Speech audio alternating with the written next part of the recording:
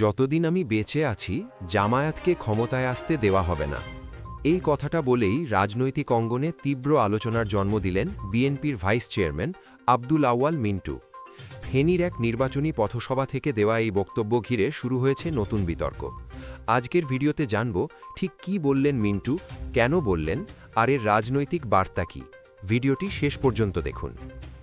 মঙ্গলবার ৩ ফেব্রুয়ারি সন্ধ্যায় ফেনীর সোনাগাজী পৌরসভা চত্বরে অনুষ্ঠিত হয় এক নির্বাচনী পথসভা। সেখানে বক্তব্য রাখতে গিয়ে বিএনপির ভাইস চেয়ারম্যান ও ফেনী ৩ আসনের প্রার্থী আব্দুল আউয়াল মিন্টু জামায়াতে ইসলামের বিরুদ্ধে তীব্র ভাষায় আক্রমণ করেন। তিনি বলেন, জামায়াতে ইসলাম মুনাফেকের দল। এই মুনাফেকদের কোনোদিন কোনো কালে বাংলাদেশের ক্ষমতায় আসতে দেওয়া হবে না। অন্তত যতদিন আমি বেঁচে আছি ততদিন তাদের ক্ষমতায় আসতে দেওয়া হবে না।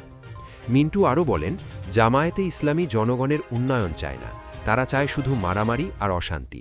তার ভাষায়, ওরা এদেশের কোনো উন্নয়ন করবে না, বরং দেশকে সিরিয়া লেবাননের মতো অবস্থায় নিয়ে যাবে। তিনি নেতাকর্মীদের উদ্দেশ্যে বলেন, কোনোভাবেই যেন জামায়াতে ইসলামের কেউ একটি মেম্বারও হতে না পারে। তাদের তিনি সুযোগ সন্ধানী বলেও মন্তব্য করেন এবং অভিযোগ করেন তারা সবসময় বিভ্রান্তি ছড়ানোর রাজনীতি করে। এ সময় মিন্টু ধানের শীষে ভোট চেয়ে বলেন, আপনারা ১২ তারিখে ধানের শীষে ভোট দিন। যদি বিএনপি রাষ্ট্র ক্ষমতায় আসে এবং আমাদের যোগ্য নেতা তারেক রহমান সরকার প্রধান হন, তাহলে আল্লাহর রহমতে বাংলাদেশ সামনের দিকে এগিয়ে যাবে। তিনি আরও বলেন, ভোট পেলে ফেনী ৩ আসনের সোনাগাজী ও দাগনভূঞায় নদী ভাঙন রোধ, স্কুলের মানোন্নয়ন, স্বাস্থ্যসেবার উন্নয়ন সহ সব ধরনের উন্নয়ন কাজ করবেন।